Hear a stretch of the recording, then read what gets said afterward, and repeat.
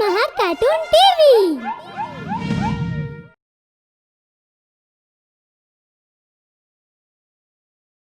ਸ਼ਰਾਫਤ ਝੋਪੜੀ। ਸੀਮਾਪੁਰ ਵਿੱਚ ਸ਼ੁਭਮ ਆਪਦੀ ਬੇਬੇ ਬਦਾਮੀ ਅਤੇ ਬਾਪੂ ਗੋਪਾਲ ਦੇ ਨਾਲ ਰਹਿੰਦਾ ਸੀ। ਸਲੋਨੀ ਨਾਮ ਦੀ ਇੱਕ ਔਰਤ ਕਈ ਸਾਲ ਪਹਿਲਾਂ ਸ਼ੁਭਮ ਦੇ ਨਾਲ ਵਾਲੀ ਝੋਪੜੀ ਵਿੱਚ ਰਹਿੰਦੀ ਸੀ। ਸਲੋਨੀ ਨੇ ਗਰੀਬੀ ਕਰਕੇ ਖੁਦਕੁਸ਼ੀ ਕਰ ਲਈ ਸੀ। ਸਲੋਨੀ ਦੀ ਮੌਤ ਦੇ ਕਈ ਸਾਲਾਂ ਤੱਕ ਕੋਈ ਇਹੋ ਜਿਹਾ ਹਾਦਸਾ ਨਹੀਂ ਹੋਇਆ ਸੀ ਜਿਸ ਕਰਕੇ ਕੁਝ ਅਜੀਬ ਲੱਗੇ, ਪਰ ਉਸ ਝੋਪੜੀ ਵਿੱਚ ਪਿਛਲੇ ਕੁਝ ਮਹੀਨਿਆਂ ਤੋਂ ਸ਼ੁਰੂ ਹੋਏ ਕੁਝ ਅਜੀਬੋ-ਗਰੀਬ ਹਾਦਸੇ ਲੋਕਾਂ ਨੂੰ ਪਰੇਸ਼ਾਨ ਕਰ ਰਹੇ ਸੀ। ਹਰ ਰੋਜ਼ ਰਾਤ ਨੂੰ ਉੱਥੋਂ ਡਰਾਵਣੀਆਂ ਆਵਾਜ਼ਾਂ ਆਉਂਦੀਆਂ ਸਨ। ਨਾਲ ਹੀ ਝੋਪੜੀ ਦੇ ਬਾਹਰ ਕਦੇ-ਕਦੇ ਖੂਨ ਨਾਲ ਲਿਖੇ ਪੰਨੇ ਦਿਖਦੇ, ਜਿਸ ਤੇ ਲਿਖਿਆ ਹੁੰਦਾ ਸੀ ਕਿ ਮੇਰੇ ਪਿੰਡ ਨੂੰ ਛੱਡ ਕੇ ਚਲੇ ਜਾਓ। ਓ ਭਾਈ ਸਾਹਿਬ, ਉਸ ਚੁੜੈਲ ਦਾ ਕੁਛ ਤਾਂ ਕਰੋ, ਨਹੀਂ ਤਾਂ ਇਹ ਸਾਨੂੰ ਸਾਰਿਆਂ ਨੂੰ ਮਾਰ ਦਊਗੀ। ਅਸੀਂ ਤਾਂ ਸਾਰੇ ਹੱਲ ਕਰਕੇ ਦੇਖ ਲਏ, ਪਰ ਇਹ ਚੁੜੈਲ ਹੈ ਕਿ ਇੱਥੋਂ ਜਾਣ ਦਾ ਨਾਮ ਹੀ ਨਹੀਂ ਲੈ ਰਹੀ। ਪਰ ਕੋਈ ਤਾਂ ਹੱਲ ਕੱਢਣਾ ਹੀ ਪਊਗਾ ਨਾ। ਸਾਰੀ ਰਾਤ ਮੈਂ ਅਤੇ ਮੇਰੀ ਘਰਵਾਲੀ ਇਸੇ ਡਰ ਵਿੱਚ ਰਹਿੰਦੇ ਆ ਕਿ ਕਿਤੇ ਇਹ ਆਪਣੀ ਝੋਪੜੀ ਚੋਂ ਨਿਕਲ ਕੇ ਸਾਡੇ ਕੋਲ ਨਾ ਆ ਜਾਵੇ। ਮੈਂ ਸਮਝ ਸਕਦਾ ਹਾਂ, ਪਰ ਬਾਈ ਜੀ ਤੁਸੀਂ ਹੀ ਦੱਸੋ, ਆਪਾਂ ਕਰ ਵੀ ਕੀ ਸਕਦੇ ਹਾਂ? ਵੇਖੋ ਭਾਈ ਜੀ, ਮੈਨੂੰ ਨਹੀਂ ਪਤਾ, ਪਰ ਸਾਡੇ ਘਰੇ ਵੀ ਤਾਂ ਇੱਕ ਬੱਚਾ ਹੈ ਅਤੇ ਆਪਣੇ ਬਾਰੇ 'ਚ ਸੋਚੋ। ਤੁਹਾਡੇ ਘਰ ਵਿੱਚ ਤਾਂ 2 ਬੱਚੇ ਨੇ, ਇੱਥੇ ਕਿਸੇ ਨਾ ਕਿਸੇ ਦੇ ਘਰ ਵਿੱਚ ਇੱਕ ਬੱਚਾ ਰਹਿੰਦਾ ਹੀ ਹੈ। ਸਾਨੂੰ ਉਹਨਾਂ ਦੇ ਬਾਰੇ 'ਚ ਵੀ ਤਾਂ ਸੋਚਣਾ ਚਾਹੀਦਾ ਹੈ ਨਾ। ਸਾਰੇ ਗੱਲ ਕਰ ਹੀ ਰਹੇ ਸੀ ਤੇ ਉੱਥੇ ਪੁਸ਼ਪਕ ਨਾਮ ਦਾ ਇੱਕ ਬੰਦਾ ਆਇਆ। ਪੁਸ਼ਪਕ ਦਾ ਕੋਈ ਬੱਚਾ ਨਹੀਂ ਸੀ। ਕਈ ਸਾਲਾਂ ਤੋਂ ਬਾਅਦ ਵੀ ਉਹਦੀ ਅਤੇ ਉਹਦੀ ਵਹੁਟੀ ਸੀਮਾ ਨੂੰ ਹਲੇ ਤੱਕ ਕੋਈ ਸੰਤਾਨ ਨਹੀਂ ਹੋਈ ਸੀ। ਪੁਸ਼ਪਕ ਨੂੰ ਬੱਚਿਆਂ ਨਾਲ ਬਹੁਤ ਪਿਆਰ ਸੀ, ਇਸ ਲਈ ਉਹ ਪਿੰਡ ਦੇ ਹਰ ਇੱਕ ਬੱਚੇ ਨੂੰ ਆਪਣਾ ਬੱਚਾ ਮੰਨਦਾ ਸੀ। ਬੱਚੇ ਵੀ ਪੁਸ਼ਪਕ ਨੂੰ ਬਹੁਤ ਪਸੰਦ ਕਰਦੇ ਸਨ ਅਤੇ ਉਹਨੂੰ ਚਾਚਾ ਚਾਚਾ ਕਹਿ ਕੇ ਬੁਲਾਉਂਦੇ ਸਨ। ਸਮੱਸਿਆ ਤਾਂ ਵੱਡੀ ਏ, ਸਾਨੂੰ ਆਪਦੀ ਫਿਕਰ ਤਾਂ ਨਹੀਂ, ਪਰ ਬੱਚੇ ਤਾਂ ਮਾਸੂਮ ਨੇ। ਉਹ ਇਸ ਪਰੇਸ਼ਾਨੀ ਤੋਂ ਕਿਵੇਂ ਬਚਣਗੇ? ਸਾਨੂੰ ਕੁਝ ਤਾਂ ਸੋਚਣਾ ਪਊਗਾ। ਚਾਚਾ ਜੀ, ਤੁਸੀਂ ਘਬਰਾਓ ਨਾ, ਅਸੀਂ ਸਾਰੇ ਮਿਲ ਕੇ ਇਸ ਪਰੇਸ਼ਾਨੀ ਨਾਲ ਲੜਾਂਗੇ। ਮੈਨੂੰ ਪਤਾ ਹੈ ਕਿ ਤੁਸੀਂ ਸਾਰੇ ਬਹੁਤ ਹੁਸ਼ਿਆਰ ਹੋ, ਪਰ ਇਹ ਕੰਮ ਵੱਡਿਆਂ ਦਾ ਹੈ, ਤੁਹਾਡਾ ਨਹੀਂ, ਸਮਝੇ? ਫੇਰ ਕੀ ਹੋਇਆ ਚਾਚਾ ਜੀ, ਅਸੀਂ ਵੀ ਤਾਂ ਹੁਣ ਵੱਡੇ ਹੋ ਗਏ ਆ। ਹਾਂ ਬਹੁਤ ਵੱਡੇ, ਪਰ ਇਹ ਕੰਮ ਸਾਡਾ ਹੀ ਏ। ਤੁਸੀਂ ਬਸ ਆਪਦੀ ਪੜ੍ਹਾਈ ਅਤੇ ਖੇਡਣ ਤੇ ਧਿਆਨ ਦਿਓ, ਠੀਕ ਹੈ ਨਾ? ਮੈਂ ਹਰੀਦਵਾਰ ਦੇ ਬਾਬੇ ਮੁਨੀਸ਼ ਦੇ ਬਾਰੇ 'ਚ ਸੁਣਿਆ ਹੈ, ਕਿਉਂ ਨਾ ਆਪਾਂ ਉਹਨਾਂ ਕੋਲ ਜਾ ਕੇ ਆਪਦੀ ਸਮੱਸਿਆ ਦੇ ਬਾਰੇ 'ਚ ਪੁੱਛੀਏ? ਹਰੀਦਵਾਰ? ਪਰ ਉਹ ਤਾਂ ਬਹੁਤ ਦੂਰ ਪਊਗਾ। ਤਾਂ ਫੇਰ ਠੀਕ ਹੈ, ਮੈਂ ਇਕੱਲਾ ਹੀ ਜਾਊਂਗਾ।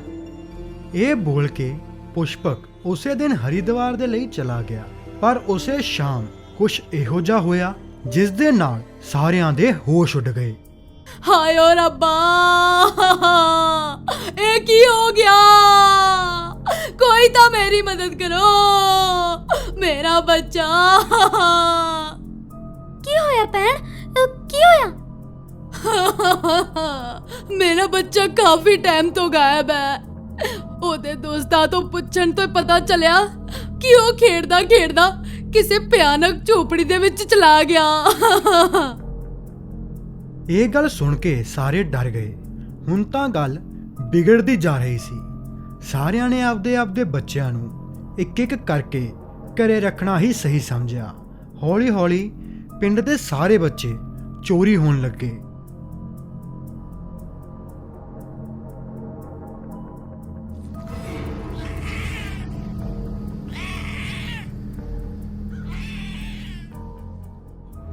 ਤਿੰਨ ਦਿਨ ਵਿੱਚ ਪਿੰਡ ਵਿੱਚੋਂ 12 ਬੱਚੇ ਚੋਰੀ ਹੋ ਗਏ ਸੀ।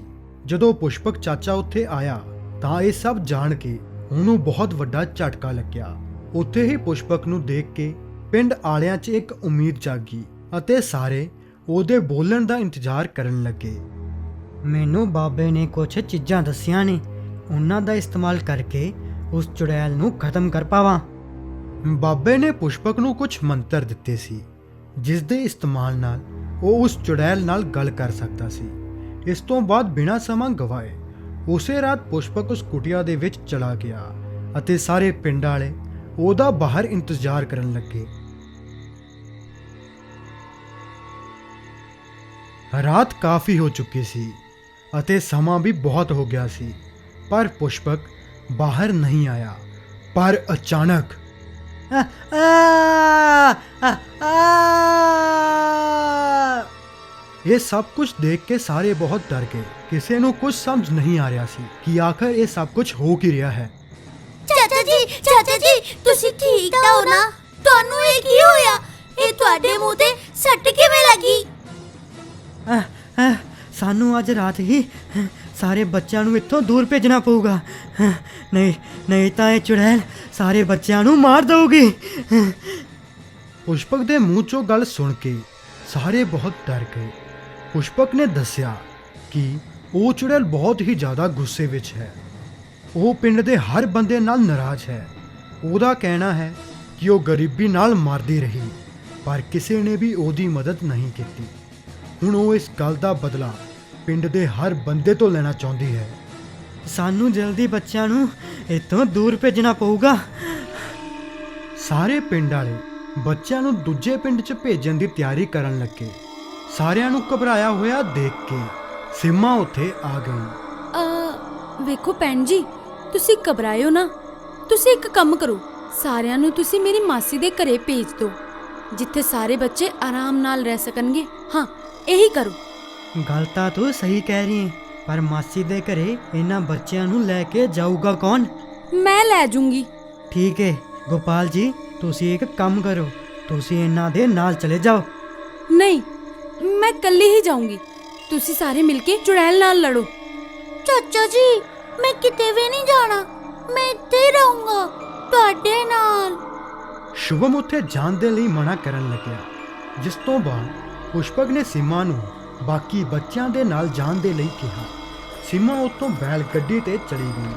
ਸੀਮਾ ਦੇ ਜਾਣ ਤੋਂ ਬਾਅਦ ਉੱਥੇ ਚਾਰੇ ਪਾਸੇ ਇੱਕ ਅਜੀਬ ਜਿਹਾ ਸਨਾਟਾ ਸੀ, ਜਿਸ ਤੋਂ ਬਾਅਦ ਪੁਸ਼ਪਕ ਚਾਚੇ ਨੇ ਕਿਹਾ, ਸ਼ੁਭਮ, ਤੈਨੂੰ ਜੋ ਕੰਮ ਬੋਲਿਆ ਸੀ ਉਹ ਕਰਨ ਦਾ ਸਮਾਂ ਆ ਗਿਆ ਹੈ। ਜਾ ਜਲਦੀ ਪਤਾ ਕਰ। ਇਹ ਦੇਖ ਕੇ ਪਿੰਡ ਆਣਿਆਂ ਨੂੰ ਕੁਝ ਵੀ ਸਮਝ ਨਹੀਂ ਆਇਆ। ਇਹ ਲੱਗ ਰਿਹਾ ਸੀ ਜਿਵੇਂ ਪੁਸ਼ਪਕ ਨੇ ਕੋਈ ਜਾਲ ਵਿਛਾਇਆ ਹੋਵੇ। ਥੋੜੀ ਦੇਰ ਬਾਅਦ ਸ਼ੁਭਮ ਉੱਥੇ ਭੱਜਦਾ ਹੋਇਆ ਆਇਆ। ਉਹਨੇ ਹੌਲੀ ਜਿਹੀ ਪੁਸ਼ਪਕ ਚਾਚੇ ਦੇ ਕੰਨ ਵਿੱਚ ਕੁਝ ਕਿਹਾ, ਜਿਸ ਤੋਂ ਬਾਅਦ ਪੁਸ਼ਪਕ ਨੇ ਸਾਰਿਆਂ ਨੂੰ ਆਪਦੇ ਨਾਲ ਆਉਣ ਦੇ ਲਈ ਕਿਹਾ। ਸਾਰੇ ਪੁਸ਼ਪਕ ਦੇ ਪਿੱਛੇ ਜਾਣ ਲੱਗੇ ਅਤੇ ਚਲਦੇ ਚਲਦੇ ਜੰਗਲ ਵੱਲ ਪਹੁੰਚ ਗਏ, ਜਿੱਥੇ ਇੱਕ ਗੁਫਾ ਵਿੱਚੋਂ ਰੌਸ਼ਨੀ ਆ ਰਹੀ ਸੀ। ਪੁਸ਼ਪਕ ਨੇ ਸਾਰਿਆਂ ਨੂੰ ਅੰਦਰ ਚੱਲਣ ਦੇ ਲਈ ਕਿਹਾ।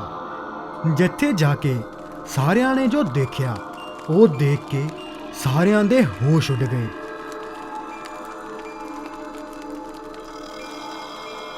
ਆਪਦੇ ਸਾਹਮਣੇ ਦਾ ਨਜ਼ਾਰਾ ਦੇਖ ਸਾਰਿਆਂ ਦੇ ਪੈਰਾਂ ਥੱਲਿਓਂ ਜ਼ਮੀਨ ਖਿਸਕ ਗਈ।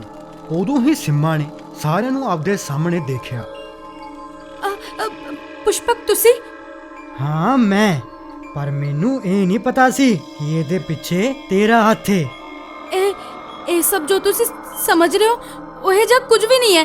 ਮੇਰਾ ਭਰੋਸਾ ਕਰੋ। ਹੁਣ ਨਾਟਕ ਕਰਨ ਦੀ ਕੋਈ ਜ਼ਰੂਰਤ ਨਹੀਂ। ਹੁਣ ਸਾਰਿਆਂ ਨੂੰ ਆਪਦੀ ਸੱਚਾਈ ਦੱਸ। ਕਿਹੜੀ ਸੱਚਾਈ? ਵੇਖੋ, ਇਹ ਸਭ ਉਹੀ ਚੁੜੈਲ ਕਰ ਰਹੀ ਹੈ। ਹਾਂ, ਉਹੀ ਹੈ। ਉੱਥੇ ਕੋਈ ਚੁੜੈਲ ਨਹੀਂ ਹੈ। ਇਹ ਕੀ ਬੋਲ ਰਹੇ ਹੋ ਤੁਸੀਂ? ਉੱਥੇ ਕੋਈ ਚੁੜੈਲ ਨਹੀਂ ਹੈ। ਪਰ ਇਹ ਜਿਹੜੀ ਸੱਟ ਤੁਹਾਡੇ ਵੱਜੀ ਸੀ, ਉਹ ਕੀ ਸੀ? ਅਤੇ ਤੁਸੀਂ ਹਰਿਦੁਆਰ ਵੀ ਤਾਂ ਗਏ ਸੀ। ਪਤਾ ਤਾਂ ਮੈਨੂੰ ਬਹੁਤ ਪਹਿਲਾਂ ਹੀ ਚੱਲ ਗਿਆ ਸੀ ਕਿ ਇੱਥੇ ਕੋਈ ਚੁੜੈਲ ਨਹੀਂ, ਬਲਕਿ ਇਹ ਸਭ ਇੱਕ ਇਨਸਾਨ ਦਾ ਵਿਛਾਇਆ ਹੋਇਆ ਜਾਲ ਏ। ਜਦੋਂ ਮੈਂ ਉਹ ਖੂਨ ਨਾਲ ਲਿਖਿਆ ਹੋਇਆ ਪੰਨਾ ਦੇਖਿਆ ਤਾਂ ਮੈਂ ਉਹਦੀ ਜਾਂਚ ਕਰਵਾਈ। ਜਾਂਚ ਤੋਂ ਬਾਅਦ ਪਤਾ ਚੱਲਿਆ ਕਿ ਉਸ ਦੇ ਉੱਤੇ ਕੋਈ ਖੂਨ ਨਹੀਂ, ਬਲਕਿ ਰੰਗ ਦਾ ਇਸਤੇਮਾਲ ਕੀਤਾ ਗਿਆ ਹੈ। ਰੰਗ ਮਤਲਬ ਇਨਸਾਨੀ ਕੰਮ। ਪੁਸ਼ਪਕ ਨੇ ਸਾਰਿਆਂ ਨੂੰ ਉਸ ਰਾਤ ਦੀ ਗੱਲ ਦੱਸੀ। ਉਹ ਅੰਦਰ ਕੁਟੀਆ ਵਿੱਚ ਤਾਂ ਗਿਆ ਸੀ, ਪਰ ਉਹਨੂੰ ਚੰਗੀ ਤਰ੍ਹਾਂ ਦੇਖਣ ਉੱਥੇ ਹੀ ਉਹਨੂੰ ਰੰਗਾਂ ਨਾਲ ਭਰਿਆ ਇੱਕ ਡੱਬਾ, ਕੁਝ ਬਿਸਕੁਟ ਦੇ ਪੈਕੇਟ ਅਤੇ ਕੋਲ ਰੱਖਿਆ ਮਿਲਿਆ। ਉਹਨੂੰ ਪਤਾ ਚੱਲ ਗਿਆ ਸੀ ਕਿ ਇੱਥੇ ਕਿਸੇ ਇਨਸਾਨ ਦਾ ਆਣਾ ਜਾਣਾ ਹੈ। ਉਹਨੇ ਖੁਦ ਹੀ ਆਪਦੇ ਆਪ ਨੂੰ ਸੱਟਾਂ ਮਰਵਾਈਆਂ ਅਤੇ ਖੁਦ ਹੀ ਆਪਦੇ ਆਪ ਨੂੰ ਬਾਹਰ ਸੁੱਟਿਆ। ਤਾਂ ਹੁਣ ਦੱਸ ਇਹ ਸਭ ਕੁਝ ਤੂੰ ਕਿਉਂ ਕਰ ਰਹੀ ਹੈ? ਉਹ ਸਾਨੂੰ ਬੱਚੇ ਨਹੀਂ ਹੋ ਰਹੇ ਸੀ ਤਾਂ ਇੱਕ ਬਾਬੇ ਦੇ ਦੱਸਣ ਤੇ ਮੈਂ ਇਹ ਸਭ ਕੁਝ ਕੀਤਾ। ਮੈਨੂੰ ਜਦ ਸਲੋਨੀ ਨਾਂ ਦੀ ਔਰਤ ਦੇ ਬਾਰੇ 'ਚ ਪਤਾ ਚੱਲਿਆ ਤਾਂ ਮੈਂ ਹੀ ਚੁੜੈਲ ਬਣ ਕੇ ਸਾਰਿਆਂ ਨੂੰ ਡਰਾਉਣ ਦੇ ਬਾਰੇ 'ਚ ਸੋਚਿਆ ਤਾਂ ਕਿ ਮੈਂ ਸਾਰੇ ਬੱਚਿਆਂ ਨੂੰ ਚੱਕ ਕੇ ਉਸ ਬਾਬੇ ਨੂੰ ਦੇ ਸਕਾਂ। ਮੈਂ ਇਹਨਾਂ ਨੂੰ ਮਾਰਨ ਵਾਲੀ ਨਹੀਂ ਸੀ। ਉਸ ਬਾਬੇ ਨੇ ਮੈਨੂੰ ਕਿਹਾ ਸੀ ਕਿ ਉਹ ਸਾਰੇ ਬੱਚਿਆਂ ਨੂੰ ਇਕੱਠਾ ਰੱਖ ਕੇ ਇੱਕ ਵੱਡੀ ਪੂਜਾ ਕਰੂਗਾ ਅਤੇ ਜੇ ਉਹ ਇਹ ਕਰੂਗਾ ਤਾਂ ਸਾਨੂੰ ਜਲਦੀ ਹੀ ਇੱਕ ਬੱਚਾ ਹੋ ਜਾਊਗਾ। ਪਹਿਲੀ ਗੱਲ ਇਹ ਕਿ ਇਹ ਅੰਧ ਵਿਸ਼ਵਾਸ ਹੈ ਅਤੇ ਦੂਜੀ ਬਾਬਾ ਇਹਨਾਂ ਨੂੰ ਲਿਜਾ ਕੇ ਵੇਚਣ ਵਾਲਾ ਸੀ। ਮੈਂ ਕੱਲ ਹੀ ਉਹਦੇ ਬਾਰੇ 'ਚ ਅਖਬਾਰ ਵਿੱਚ ਪੜ੍ਹਿਆ ਏ। ਕੀ ਇਹ ਸੱਚ ਹੈ? ਹਾਂ, ਤਾਂ ਜਿਹੜੀ ਗਲਤੀ ਤੂੰ ਕੀਤੀ ਏ ਉਹਦੀ ਮਾਫੀ ਤੂੰ ਸਾਰੇ ਪਿੰਡ ਵਾਲਿਆਂ ਤੋਂ ਮੰਗ। ਸਿੰਮਾ ਨੂੰ ਆਪਦੀ ਗਲਤੀ ਦਾ ਅਹਿਸਾਸ ਹੋ ਗਿਆ ਅਤੇ ਉਹਨੇ ਸਾਰੇ ਪਿੰਡ ਆਲਿਆਂ ਤੋਂ ਆਪਦੀ ਗਲਤੀ ਦੀ ਮਾਫੀ ਮੰਗੀ। ਨਾਲ ਹੀ ਉਹਨੇ ਪਹਿਲਾਂ ਗਾਇਬ ਹੋਏ ਬੱਚਿਆਂ ਨੂੰ ਉਹਨਾਂ ਦੇ ਬੇਬੇ ਬਾਪੂ ਨੂੰ ਵਾਪਸ ਕਰ ਦਿੱਤਾ। ਇਸੇ ਤਰ੍ਹਾਂ ਆਪਦੀ ਸਮਝਦਾਰੀ ਦਾ ਇਸਤੇਮਾਲ ਕਰ ਪੁਸ਼ਪਕ ਚਾਚੇ ਨੇ ਆਪਦੇ ਸਾਰੇ ਬੱਚਿਆਂ ਦੀ ਜਾਨ ਬਚਾਈ। ਉਸ ਦਿਨ ਤੋਂ ਪਿੰਡ 'ਚ ਹਰ ਵੱਡਾ ਅਤੇ ਛੋਟਾ ਬੱਚਾ ਪੁਸ਼ਪਕ ਨੂੰ ਪੁਸ਼ਪਕ ਚਾਚੇ ਦੇ ਨਾਮ ਨਾਲ ਬੁਲਾਉਣ ਲੱਗਿਆ ਅਤੇ ਸਾਰੇ ਇਕੱਠੇ ਖੁਸ਼ੀ-ਖੁਸ਼ੀ ਰਹਿਣ ਲੱਗੇ।